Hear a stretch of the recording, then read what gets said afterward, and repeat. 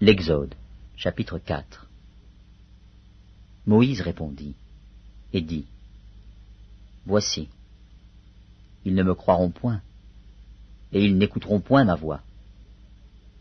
Mais ils diront, l'Éternel ne t'est point apparu. L'Éternel lui dit, Qu'y a-t-il dans ta main? Il répondit, Une verge. L'Éternel dit, Jette-la par terre. Il la jeta par terre, et elle devint un serpent. Moïse fuyait devant lui. L'Éternel dit à Moïse, Étends ta main, et saisis-le par la queue.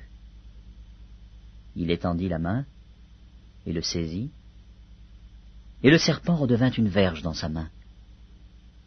C'est là, dit l'Éternel, ce que tu feras, afin qu'ils croient que l'Éternel, le Dieu de leur père, t'est apparu, le Dieu d'Abraham, le Dieu d'Isaac et le Dieu de Jacob. L'Éternel lui dit encore, Mets ta main dans ton sein. Il mit sa main dans son sein, puis il la retira, et voici sa main était couverte de lèpre, blanche comme la neige. L'Éternel Dieu dit, Remets ta main dans ton sein. Il remit sa main dans son sein, puis il la retira de son sein, et voici, elle était redevenue comme sa chair. S'ils ne te croient pas, dit l'Éternel, et n'écoutent pas la voix du premier signe, ils croiront à la voix du dernier signe.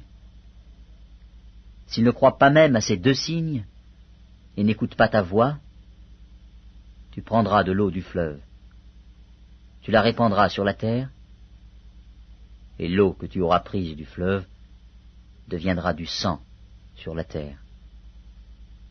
Moïse dit à l'Éternel, Ah, Seigneur, je ne suis pas un homme qui ait la parole facile, et ce n'est ni d'hier, ni d'avant-hier, ni même depuis que tu parles à ton serviteur, car j'ai la bouche et la langue embarrassées. L'Éternel lui dit, Qui a fait la bouche de l'homme? Et qui rend muet ou sourd, voyant ou aveugle? N'est-ce pas moi, l'Éternel? Va donc, je serai avec ta bouche, et je t'enseignerai ce que tu auras à dire. Moïse dit, Ah, Seigneur, envoie qui tu voudras envoyer. Alors la colère de l'Éternel s'enflamma contre Moïse, et il dit, N'y a-t-il pas ton frère Aaron, le Lévite? Je sais qu'il parlera facilement. Le voici lui-même qui vient au-devant de toi. Et quand il te verra, il se réjouira dans son cœur. Tu lui parleras, et tu mettras les paroles dans sa bouche. Et moi je serai avec ta bouche et avec sa bouche, et je vous enseignerai ce que vous aurez à faire. Il parlera pour toi au peuple, il te servira de bouche, et tu tiendras pour lui la place de Dieu. Prends dans ta main cette verge, avec laquelle tu feras les signes. Moïse s'en alla, et de retour auprès de Jéthro, son beau-père, il lui dit, Laisse-moi, je te prie, aller rejoindre mes frères qui sont en Égypte, afin que je voie s'ils sont encore vivants. Jéthro dit à Moïse, Va en paix. L'Éternel dit à Moïse, en Madian, Va, retourne en Égypte, car tous ceux qui en voulaient à ta vie sont morts. Moïse prit sa femme et ses fils, les fit monter sur des ânes, et il retourna dans le pays d'Égypte. Il prit dans sa main la verge de Dieu.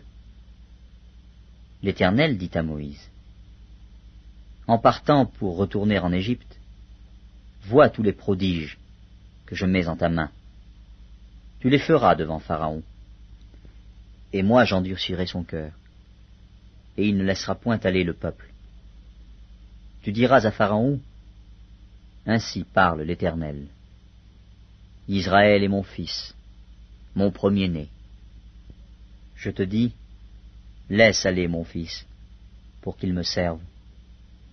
Si tu refuses de le laisser aller, voici, je ferai périr ton fils, ton premier-né. Pendant le voyage, en un lieu où Moïse passa la nuit, l'Éternel l'attaqua et voulut le faire mourir.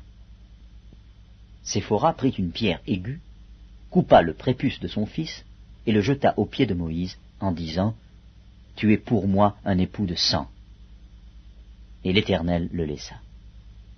C'est alors qu'elle dit « époux de sang » à cause de la circoncision.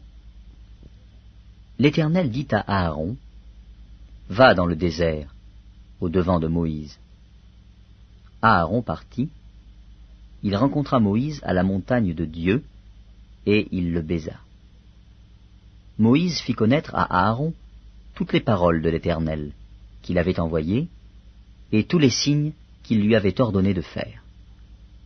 Moïse et Aaron poursuivirent leur chemin, et ils assemblèrent tous les anciens des enfants d'Israël. Aaron rapporta toutes les paroles que l'Éternel avait dites à Moïse, et il exécuta les signes aux yeux du peuple. Et le peuple crut. Ils apprirent que l'Éternel avait visité les enfants d'Israël, qu'il avait vu leur souffrance, et ils s'inclinèrent et se prosternèrent.